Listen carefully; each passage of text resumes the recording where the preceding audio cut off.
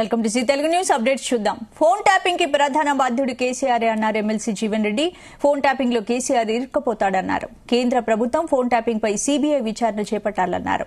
BRS అధికారం కోల్పోవడానికి ప్రధాన కారణం కేసీఆర్ స్వయం కుపరాధమే అన్నారు. ఇక కేసీఆర్ కు బీఆర్ఎస్ పేరు భస్మాసుర హస్తంగా మారిందన్నారు జీవన్ రెడ్డి. ఫోన్ ట్యాపింగ్ కు ప్రధాన బాధ్యుడు కేసీఆర్. జనరల్ అడ్మినిస్ట్రేషన్ డిపార్ట్మెంట్ అనేది ఏదైతున్నదో ఇది ముఖ్యమంత్రి గారి యొక్క పరిధిలో ఉంటుంది. జనరల్ అడ్మినిస్ట్రేషన్ డిపార్ట్మెంట్ ఈ ఫోన్ ట్యాపింగ్ అనేది ఏదైతుందో ముఖ్యమంత్రి గారి పరిధిలో ఉన్నటువంటి ఒక జనరల్ అడ్మినిస్ట్రేషన్ డిపార్ట్మెంట్ పరిధిలో జరుగుతుంది. లా అండ్ ఆర్డర్ అనేది ఏదైతుందో home is different from law and order. ఇది లా అండ్ ఆర్డర్ కింద ఏదైతుందో ముఖ్యమంత్రి గారి యొక్క ఆలోచన సూచనలకు అనుగుణంగా ఫోన్ ట్యాపింగ్ జరిగింది. ఇలా కేంద్ర ప్రభుత్వం ఏదైతుందో on their own they can seize of the matter. కేంద్ర ప్రభుత్వం ఏదైతుందో on their own they can seize of the matter and refer to CBI. కేంద్ర ప్రభుత్వం ఏదైతుందో ఇది సైబర్ క్రైమ్ కింద భావించి టెలిఫోన్ ట్యాపింగ్ అనేది ఏదైతుందో ఇది కేంద్ర ప్రభుత్వ పరిధిలోకి వచ్చే అంశం అని చెప్పి అంటారు. Phone tapping state away they can seize of the matter and they can take up the investigation through CBI. KCR 100% ఇందులో ఇరకపోతాడు. 100% ఇరకపోతాడు. మీకు నేను గుర్తు చేస్తాను. నేను ఇప్పుడు రేవంత్ రెడ్డి గారి మీద ఓటుకు నోటు అనేది ఒక ఆరోపణ వచ్చింది కదా. అప్పుడు ఇమీడియట్ గా చంద్రబాబు నాయుడు గారి మీద టెలిఫోన్ ట్యాపింగ్ ఆరోపణ వచ్చింది, మీకు గుర్తుండుంటుంది. దానికి దీనికి ఏదైతే బీజేపీ ఎమ్మెల్యే రాజాసింగ్ కు మళ్లీ బెదిరింపు కాల్స్ వచ్చాయి. చంపుతామని బెదిరిస్తూ పదే కాల్స్ చేస్తున్నారని రాజాసింగ్ తెలిపారు. తనకు ఎన్ని నెంబర్లున్నాయని బెదిరింపు కాల్స్ చేసిన వారు అడిగారని, ఇంకో నెంబర్ ఉందని చెప్పి సీఎం రేవంత్ నెంబర్ ఇచ్చానని చెప్పారు. కేసీఆర్ సీఎంగా ఉన్నప్పుడు ఇలాంటివి ఎన్నో కాల్స్ వచ్చాయి. అప్పుడు ఫిర్యాదు చేసినా పట్టించుకోలేదు. ఇప్పుడు సీఎంగా రేవంత్ ఉన్నారు. ఇప్పుడైనా వీటిపై చర్యలు తీసుకుంటారో లేదో అని సీఎం నెంబర్ ఇచ్చినట్లు రాజాసింగ్ తెలిపారు. బెదిరింపు కాల్స్ నెంబర్స్ ను కాల్ లిస్టు స్క్రీన్ షాట్ ను తన ఎక్స్ లో పోస్ట్ చేశారు. ఈ కాల్స్ తనకు కొత్తవి కాదని, వీటిపై గతంలో ఫిర్యాదు చేసినా ఎలాంటి చర్యలు తీసుకోలేదని తెలిపారు. అయినా ఒక బాధ్యత గల పౌరుడిగా పోలీసుల దృష్టికి తీసుకెళ్లినట్లు చెప్పారు. आज सवेरे 9:19 से मुझे कंटिन्यू थ्रेट्स कॉल्स आ रहे हैं. हर नंबर अलग अलग कंट्री का बता रहा है और कुछ नंबर तो प्राइवेट नंबर भी बता रहा है. और एक नंबर से मुझे व्हाट्सएप कॉल आता है, व्हाट्सएप मैसेज आते हैं, और पालिस्तीनी का एक आर्मी वाला है या आतंकवादी मुझे पता नहीं, पालिस्तीनी का एक फोटो उसने लगा लिया और उसका कॉन्टेक्ट नंबर ये है. और वो कह रहा है कि मैं पाकिस्तान से बोल रहा हूँ, दम है तो पाकिस्तान आ जा, या नहीं तो थोड़े ही दिन में भारत में हर कोने में हमारे स्लीपर सेल है, तेलंगाना में, हैदराबाद में हमारे स्लीपर सेल है, बहुत ही जल्दी तेरा काम तमाम होने वाला है. उस प्रकार से वो बहुत ही वर्गर लैंग्वेज, बहुत सारी धमकी भरे उसने बातें कही है. कईयों बार मैंने थ्रेट्स कॉल के लिए मुख्यमंत्री जब हमारे चंद्रशेखर राव जी थे वो समय पर भी मैंने बहुत बार कंप्लेंट दिया है डीजीपी को, कमिश्नर को, साइबर क्राइम को, लेकिन अभी तक कोई इंक्वायरी नहीं हुआ. और अभी कांग्रेस गवर्नमेंट है तो अभी भी मुझे उसी प्रकार से थ्रेट कॉल्स आ रहे हैं. तो मैंने सोचा कि भाई एक विधायक को जब धमकी भरे कॉल आ रहे तो पुलिस जो सो एकदम लाइट ले रही है, कोई इंक्वायरी नहीं कर रही. तो मैंने क्या किया, गूगल से हमारे मुख्यमंत्री रेवंत रेड्डी जी जो कि कांग्रेस के मुख्यमंत्री तेलंगाना राज्य, उनका नंबर मैंने सर्च किया, उनका नंबर मुझे मिला. तो ये जो व्यक्ति है ये बार पूछ रहा था कितने नंबर है, बोल हर नंबर पर मैं फोन करके धमकी दूंगा और तेरे बहुत सारे नंबर है. तो मैंने कहा कि ठीक है बेटा, ये मेरा ऑफिशियल नंबर है बोल के मैंने मुख्यमंत्री रेवंत रेड्डी जी का नंबर दे दिया. గంజాయి కేసులో 3 నిందితులను అరెస్ట్ చేశారు అలిపిరి పోలీసులు. నిందితుల నుంచి 25,000 విలువ గల 4.5 కేజీల గంజాయిని స్వాధీనం చేసుకున్నారు. ఆటోనగర్ సమీపంలోని రైల్వే ట్రాక్ సమీపంలో కొందరి దగ్గర గంజాయి ఉందన్న సమాచారంతో అలిపిరి సీఐ రామారావు సిబ్బందితో దాడి చేసి అరెస్ట్ చేశారు. తిరుపతి సంజయ్ గాంధీ కాలనీకి చెందిన ఈ శ్రీనివాసులు, కొరమేనగుంటకు చెందిన జయచంద్ర, చెన్నారెడ్డి కాలనీకి చెందిన సోముగా గుర్తించారు. గంజాయి రవాణా వెనుక ఉన్న వాళ్లని గుర్తించి అరెస్ట్ చేస్తామన్నారు.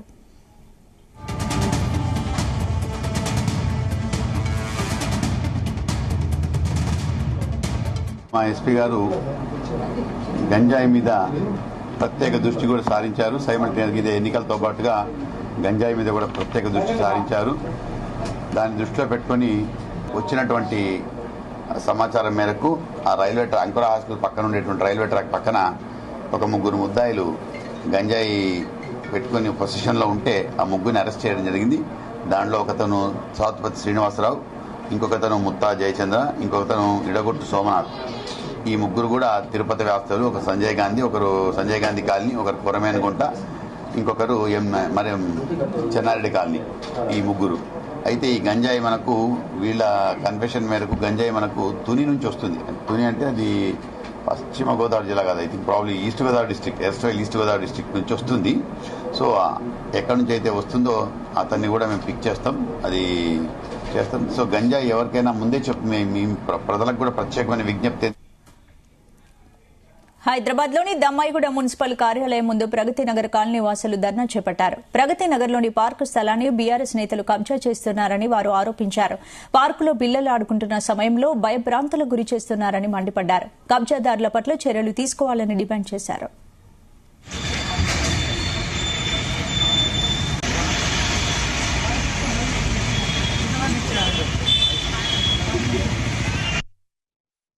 ప్రభుత్వంలో హయాంలో 2015లో దమ్మాయిగూడలోని ప్రగతి నగర్లో 1800 గదాలని డాక్యుమెంట్ చేయడం జరిగింది. 2015 నుంచి మేము దమ్మాయిగూడ మున్సిపల్ కాంగ్రెస్ పార్టీ తరఫున ఈ పార్కుని కబ్జా కాకుండా ప్రయత్నం చేస్తున్నాము. ఇప్పటికి కూడా వాళ్ళు మళ్ళీ కబ్జా కోసం యత్నిస్తున్నారు. అసలు 2015లో పార్కు ప్లేస్ని కబ్జా రిజిస్ట్రేషన్ చేసిన సబ్ రిజిస్ట్రార్ మీద యాక్షన్ తీసుకోవాలి ఫస్ట్. అలాగే ఇప్పుడు దాని కొత్త మున్సిపల్ కరెంట్ మీటర్ తీసుకొచ్చారు. మీటర్ ఇచ్చిన కరెంట్ డిపార్ట్మెంట్ కూడా యాక్షన్ తీసుకోవాలి. ఈరోజు కమిషనర్ గారికి కంప్లైంట్ చేయడం జరిగింది. కాలనీవాసం భయభ్రాంతులకు గురి చేస్తున్నారు. రాత్రి వస్తున్నారు, 10 మంది మనుషులను వేసుకుని వచ్చేసి దాడులు కూడా భౌతిక దాడులు కూడా చేస్తున్నారు. ఆల్రెడీ కాలనీ ప్రజల మీద ఒకసారి భౌతిక దాడి చేయడం జరిగింది. కాబట్టి ఇలాంటి వారిని ఎట్టి పరిస్థితుల్లో ఉపేక్షించేది లేదు. మేము కమిషనర్ గారు ఒకటే విషయం చేసాం, మీరు యాక్షన్ తీసుకుంటారా లేకపోతే ఇదే విషయాన్ని మేము ఖచ్చితంగా రేవంత్ రెడ్డి దృష్టికి తీసుకెళ్లాలా అని చెప్పేసి ఈరోజు మాట్లాడడం జరిగింది. రేపు నిన్న వచ్చిన వాళ్ళ మీద ఎంతటి వారైనా సరే ఖచ్చితంగా యాక్షన్ తీసుకోవాలి. ఈ సబ్ రిజిస్ట్రార్ మీద కూడా యాక్షన్ తీసుకోవాలి. పార్క్ ప్లేస్ ఇట్లా రిజిస్ట్రేషన్ చేస్తారు. ఇందులో ఏమో సర్వే నెంబర్ వేరే ఉంది, వాళ్ళు రిజిస్ట్రేషన్ చేసింది బై సర్వే నెంబర్ వచ్చి రిజిస్ట్రేషన్ చేసిరు. ఉన్న 16 గుంటల భూమి అది. 16 గుంటలలో ములుగు జిల్లా తాడువాయి మండలం మేడారంలో గిరిజన పూజారులు నిరసనకు దిగారు. వరంగల్ సెంట్రల్ ఎదురుగా ఉన్న 1014 గజాల స్థలాన్ని 1993లో మేడారం ఆలయానికి కేటాయించారని, ఇప్పుడు ఆ భూమిని భద్రకాళి ఆలయ అధికారులు లాక్కునేందుకు ప్రయత్నిస్తున్నారని ఆరోపించారు. ఇక దీనిపై పలుసార్లు ఎమ్మెల్యేలు మంత్రులకు విన్నవించినా కూడా పట్టించుకోవడం లేదని వారు మండిపడ్డారు.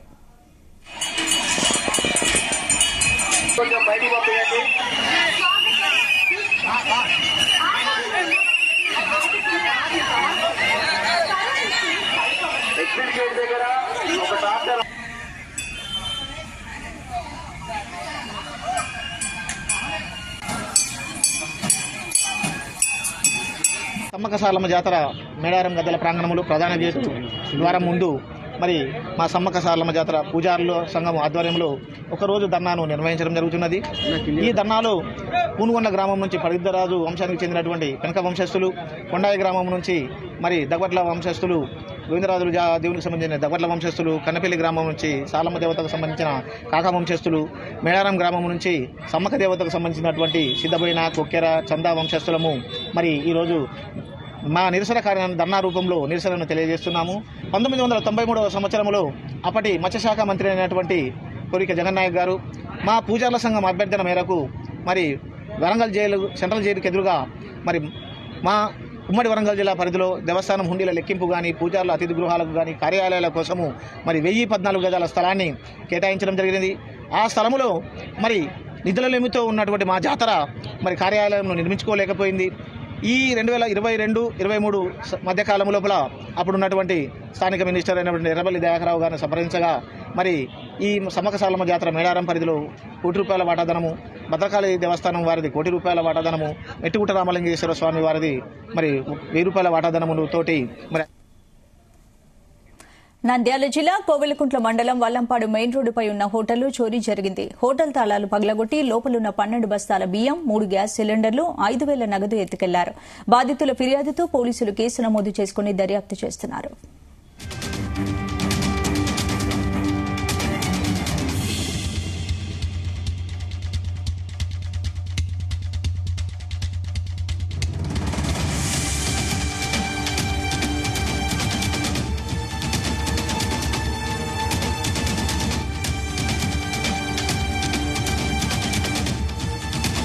4 కూలింగ్స్ బాటిల్ ఉన్నాయి ఫిట్టెడ్ బాక్స్ అవి 12 బియ్యం ప్యాకెట్లు, రాత్రి డబ్బులు, 1 మినపప్పు బస్తా, 2 ఇడ్లీ రవ్వ ప్యాకెట్లు, అది 25 కేజీలది.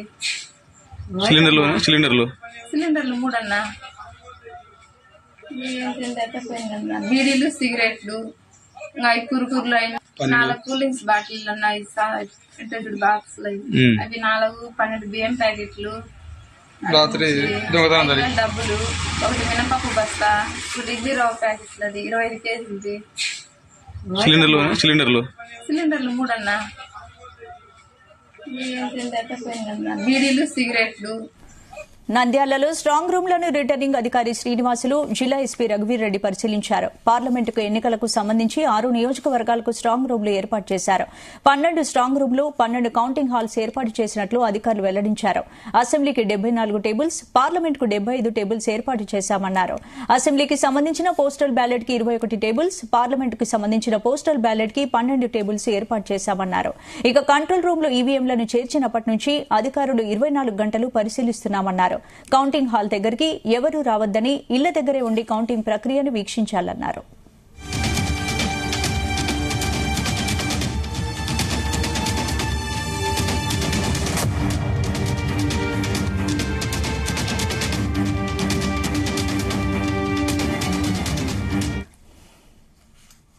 రంగారెడ్డి జిల్లా ఇబ్రహీంపట్నం పెద్ద చెరువులో భరత్ చంద్ర అనే యువకుడు ఈతకు వెళ్లి గల్లంతయ్యాడు. ఇది గమనించిన స్థానికులు పోలీసులకు సమాచారం అందించారు. దీంతో ఘటనా స్థలానికి చేరుకున్న పోలీసులు గజ ఈతగాళ్లతో యువకుడి కోసం గాలిస్తున్నారు.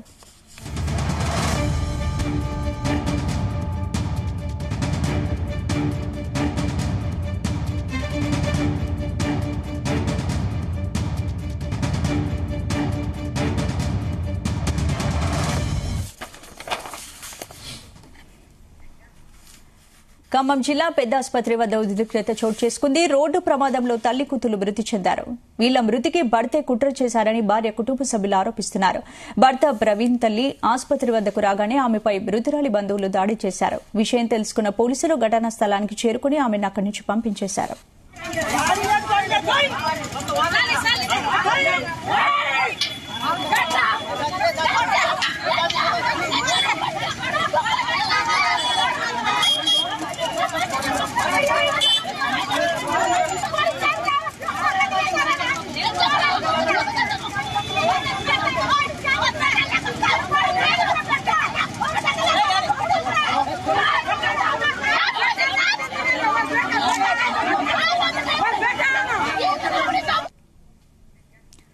మేడ్చల్ జిల్లా కలెక్టరేట్లో ప్రేమ పేరుతో వేధిస్తున్న తోటి ఉద్యోగి వ్యవహారం వెలుగులోకొచ్చింది. వేధింపులు భరించలేక బాధితురాలు షామీర్పేట పోలీసులకు ఫిర్యాదు చేసింది. కలెక్టరేట్లో అసిస్టెంట్ కమిషనర్ ఆఫ్ లేబర్ డిపార్ట్మెంట్లో జూనియర్ అసిస్టెంట్ గా పనిచేస్తున్న అజయ్ కొంతకాలంగా ప్రేమించాలని వేధిస్తున్నాడని మహిళ జూనియర్ అసిస్టెంట్ ఆరోపించింది. పోలీసులను ఆశ్రయించడంతో కేసు నమోదు చేసి దర్యాప్తు చేపట్టారు.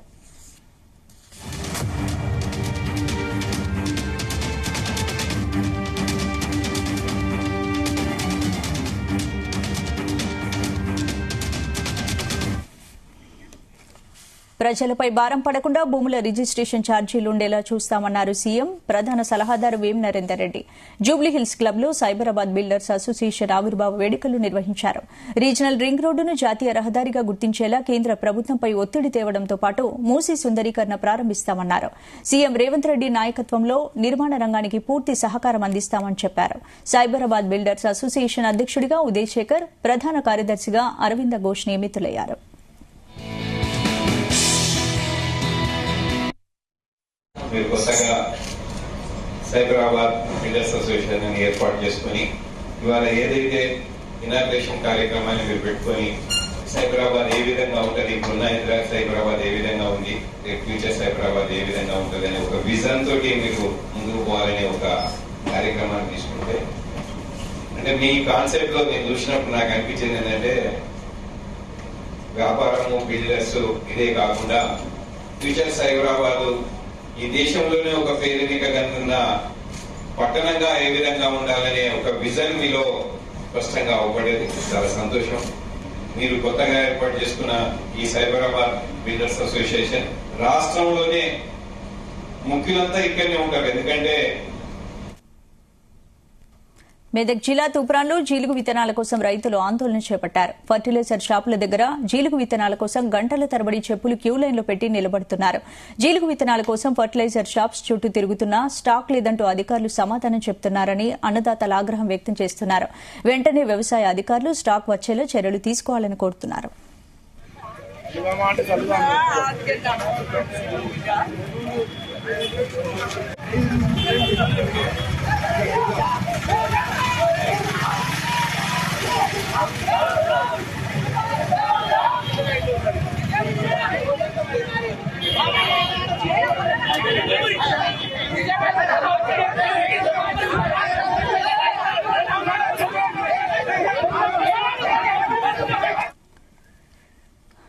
టీడీపీ అధినేత చంద్రబాబు హైదరాబాద్ చేరుకున్నారు. విదేశీ పర్యటనను ముగించుకుని ఉదయం శంషాబాద్ విమానాశ్రయానికి వచ్చారు. పలువురు టీడీపీ నాయకులు, కార్యకర్తలు ఆయనకు స్వాగతం పలికారు. ఏపీలో ఎన్నికల ప్రచారం, పార్టీ వ్యవహారాలతో బిజీగా గడిపిన చంద్రబాబు విశ్రాంతి కోసం ఈ నెల 19న విదేశాలకెళ్లారు. 10 రోజుల అనంతరం పర్యటన ముగించుకుని హైదరాబాద్ చేరుకున్నారు. చంద్రబాబు రాకతో విమానాశ్రయంలో టీడీపీ శ్రేణుల సందడి నెలకొంది. సీఎం సీఎం అంటూ నినాదాలు చేశారు.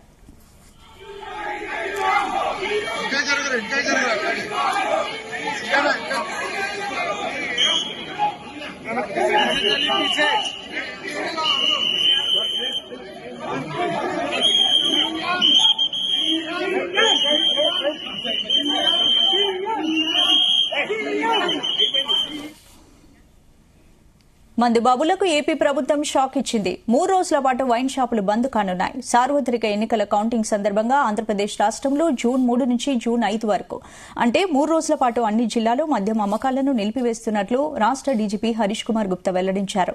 కౌంటింగ్ ప్రక్రియ సజావుగా సాగేందుకు ఎలక్షన్ కమిషన్ ఈ నిర్ణయం తీసుకుందని ఆయన తెలిపారు.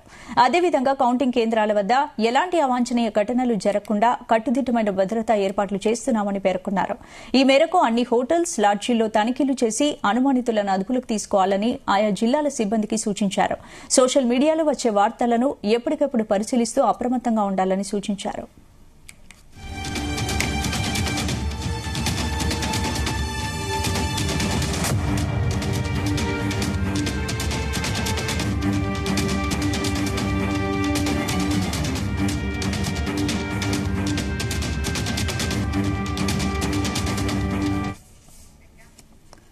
జనసేన అధినేత సైలెంట్ అయ్యారా?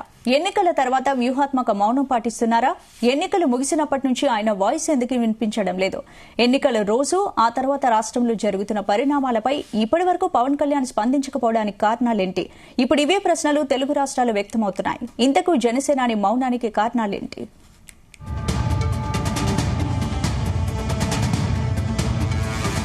ఆంధ్రప్రదేశ్లో మే 13న ఎన్నికలు ముగిశాయి. అప్పటి నుంచి జనసేన పవన్ కళ్యాణ్ మాట వినిపించటం లేదు. ఆయన నుంచి ఒక్క ప్రకటన కూడా వెలువడకపోవడం అభిమానుల్లో ఆశ్చర్యాన్ని కలిగిస్తోంది. ఎన్నికల రోజు, ఆ తర్వాత ఏపీలో అత్యంత కీలక పరిణామాలు జరిగాయి. అయినా వాటిపై పవన్ మౌనం వహించారు. జనసేన అధినేత సైలెంట్ అయిపోయారు.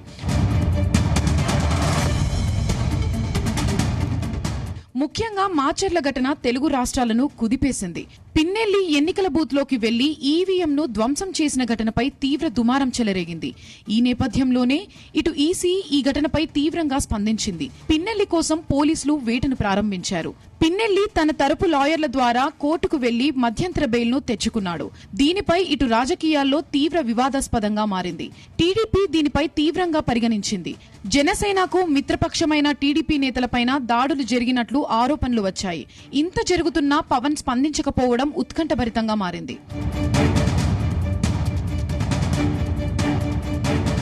మరోవైపు అల్లు అర్జున్ ఎన్నికల ప్రచారంలో పాల్గొనడం కూడా రచ్చకు దారితీసింది. రాష్ట్ర రాజకీయాల్లోనే కాకుండా మెగా ఫ్యామిలీలోనూ చిచ్చు పెట్టింది. జనసేనకు మద్దతు ప్రకటించకుండా ఎన్నికల ముందు నంద్యాల వైసీపీ సిట్టింగ్ ఎమ్మెల్యే ఇంటికి వెళ్లడం చర్చకు దారితీసింది. దీనిపై నాగబాబు ఎక్స్ వేదికగా కామెంట్లు చేయడంతో అల్లు అర్జున్ ఫ్యాన్స్ ట్రోల్ చేశారు. ఈ ఘటనపై కూడా పవన్ ఎలాంటి వ్యాఖ్యలు చేయలేదు. అంతేకాకుండా 2 తెలుగు రాష్ట్రాల్లో డ్రగ్స్ ఘటన సంచలనంగా మారింది. బెంగళూరు రేవ్ పార్టీ ఘటనపై పోలీసులు స్పీడ్ గా దర్యాప్తు చేపట్టారు. ఈ ఘటనలో ఇప్పటికే 86 మందికి పోలీసులు నోటీసులు జారీ చేసినట్లు తెలుస్తోంది. ఈ డ్రగ్స్ కేసులో నటి హేమ దొరికిపోయారు. ఇంతటి షాకింగ్ ఘటనలు తెలుగు రాష్ట్రాల్లో సంభవిస్తున్నా కూడా జనసేనాని ఏమాత్రం స్పందించలేదు. ఇక జూన్ 4వ తేదీన ఎన్నికల ఫలితాలు వెలువడనున్నాయి. ఈసారి కూటమి భారీ మెజారిటీతో గెలుస్తుందని ధీమా వ్యక్తం చేస్తున్నారు. జనసేనాని పవన్ కళ్యాణ్ అత్యధిక మెజారిటీతో గెలుస్తారని ప్రచారం జరుగుతోంది. ఆయనకు డిప్యూటీ సీఎం పోస్ట్ కూడా ఇవ్వనున్నట్లు తెలుస్తోంది. ఎన్నికల పోలింగ్ ముగిసిన తర్వాత జగన్ గెలుపుపై ధీమా వ్యక్తం చేశారు. 2019 కంటే ఎక్కువ సీట్లు గెలుచుకుంటామని తేల్చి చెప్పారు. అటు చంద్రబాబు సైతం తామే గెలుస్తామని స్పష్టం చేశారు. అయితే పవన్ కళ్యాణ్ మాత్రం ఎన్నికల ఫలితాలపై పెద్దగా స్పందించలేదు. వారణాసిలో ప్రధాని మోదీ నామినేషన్లో పాల్గొనేందుకు వెళ్లిన సందర్భంగా మీడియా అడిగిన ప్రశ్నకు మాత్రం ఏపీలో కూటమిదే విజయం అంటూ వ్యాఖ్యానించారు. అంతకు మించి ప్రత్యేక ప్రకటనలు ఏమీ చేయలేదు.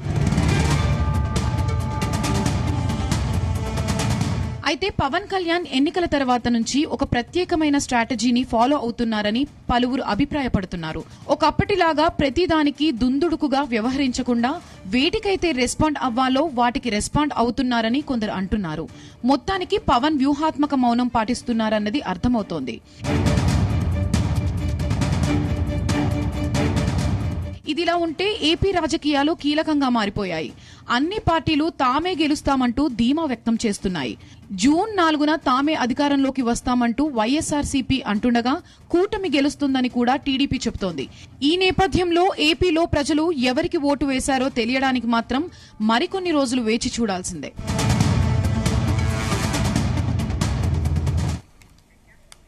ఏపీలో ఎన్నికలు అయిపోయాయి. ఫలితం ఈవీఎం బాక్సుల్లో నిక్షిప్తమైంది. జూన్ 4న ఎన్నికల ఫలితాలు వెలువడనున్నాయి. ఇక ఇదే అదునుగా పందెం రాయులు రెచ్చిపోతున్నారు. ఎక్కడి నుంచి ఎవరు గెలుస్తారు, పార్టీ అధినేతల మెజార్టీలు ఎంత వస్తాయి తదితర అంశాలపై జోరుగా బెట్టింగ్లు కాస్తున్నారు.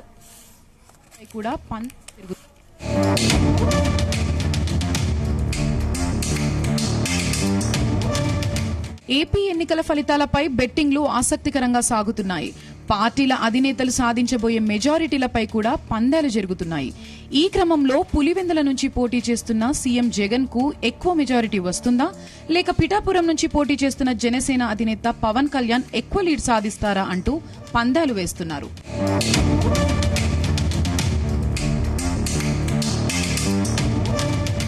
ఈ బెట్టింగ్లు రకరకాల అంశాల మీద జరుగుతున్నాయి. ఉదాహరణకు గెలిచేది ఏ పార్టీ, గెలిచే పార్టీకి వచ్చే సీట్ల సంఖ్య, చంద్రబాబు గెలుస్తాడా ఓడతాడా, గెలిస్తే ఎంత మెజారిటీ, ఓడితే ఎన్ని ఓట్ల తేడాతో ఓడతారు, లోకేష్ మంగళగిరి సీట్ ఏమవుతోంది, ఇలా 1 కాదు 2 కాదు అన్ని రకాలుగా బెట్టింగ్లు నిర్వహిస్తున్నారు. ప్రతి నియోజకవర్గానికి సంబంధించి వందలాది అంశాలపై పందాలు కాస్తున్నారు. ఒక్కో అంశాన్ని బట్టి 1:2 నుంచి 1:10 వరకు పందాలుంటున్నాయి.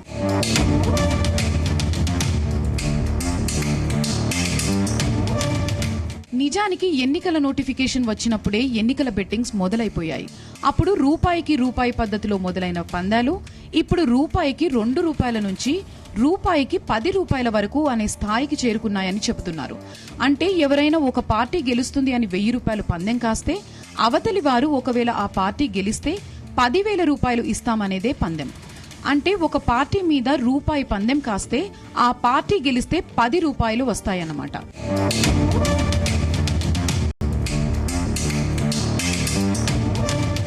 ఎన్నికల ఫలితాలు జూన్ 4న వెల్లడి కానున్నాయి. అయితే ఈ గ్యాప్ లో వద్దన్న రకరకాల సర్వేలు వస్తున్నాయి. వాటిల్లో కొన్ని పాపులర్ ఛానల్స్ లోగోలతో కూడా దర్శనమిస్తున్నాయి. అందులో అధిక శాతం ఫేక్ సర్వేలే. ఎన్నికలు అయిపోయాక కూడా ఎందుకు వస్తున్నాయి, ఎవరిని ప్రభావితం చేయడానికి, ఎవరికి ఉపయోగం అంటే బెట్టింగ్ బంగారాజులపై వల వేయడానికి మాత్రమే అన్న సమాధానాలు వస్తున్నాయి.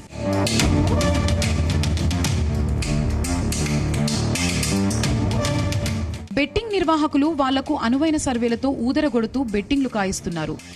ఈ సర్వేల మాయలో పడి ఊళ్ళో కూలి పని చేసుకునే వారి నుంచి విదేశాల్లో ఉద్యోగాలు చేస్తున్న వారి వరకు బెట్టింగ్లు కాస్తున్నారు. అయితే ఈ పందాలు వందల్లోనే వేలల్లోనే జరగడం లేదు. లక్షల్లోనూ కోట్లల్లోనూ అప్పులు చేసి మరీ కొందరు బెట్టింగ్లు వేస్తున్నారు.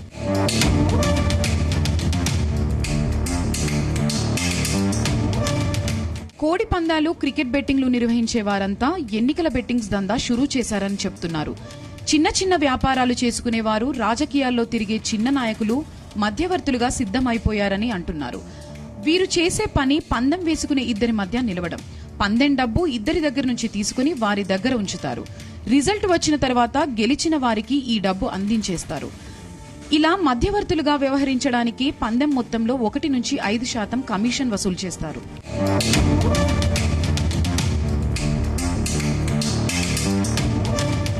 ఈ బెట్టింగ్లన్నీ క్యాష్ ద్వారానే జరుగుతున్నాయి. ఎన్ఆర్ఐలు, ఇతర ప్రాంతాల్లో ఉన్న వారి కోసం నమ్మకస్తులైన మధ్యవర్తులుంటున్నారు. షేర్ మార్కెట్ పద్ధతిలో నచ్చిన పాయింట్ మీద బెట్టింగ్లాడే కొందరైతే మ్యూచువల్ ఫండ్స్ మాదిరిగా ఒక మొత్తాన్ని ఆ మధ్యవర్తికి ఇచ్చేసి ఆడమంటున్నారు.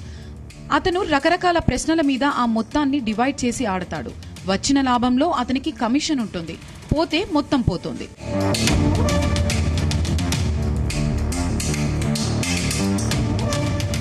ఎక్కువగా బెట్టింగ్స్ జరుగుతున్న నియోజకవర్గాల్లో పవన్ పోటీ చేస్తున్న పిఠాపురం టాప్ ప్లేస్ లో ఉందట. తర్వాత చంద్రబాబు పోటీ చేస్తున్న కుప్పం, జగన్ పోటీ చేస్తున్న పులివెందుల ఉన్నట్లు చెప్పుకుంటున్నారు. ఇక్కడ గెలుపోటములపై కంటే ఆ నేతలకు ఎంత మెజారిటీ వస్తుంది అనే దానిపై ఎక్కువ పందాలు వేస్తున్నారట.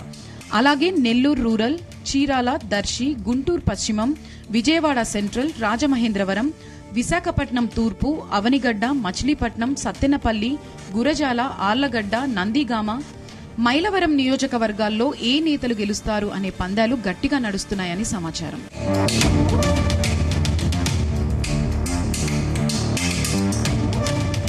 ఇవన్నీ వాట్సాప్, టెలిగ్రామ్ లాంటి క్లోజ్డ్ గ్రూపుల్లో జరుగుతుంటాయి. హవాలా కొంత, బినామీ అకౌంట్ల ద్వారా కొంత లావాదేవీలు జరుగుతుంటాయి. ఇదంతా చట్టవిరుద్ధమైన చాప కింద నీరులా సాగుతున్నాయి. ఇక్కడ మరో విషయం ఏంటంటే ఏపీలో ఎవరు గెలుస్తారు అనే అంశంపై తెలంగాణలోనూ జోరుగా పందాలు జరుగుతున్నాయని తెలుస్తోంది. ఇవి bulletin updates. Keep watching Zee Telugu news.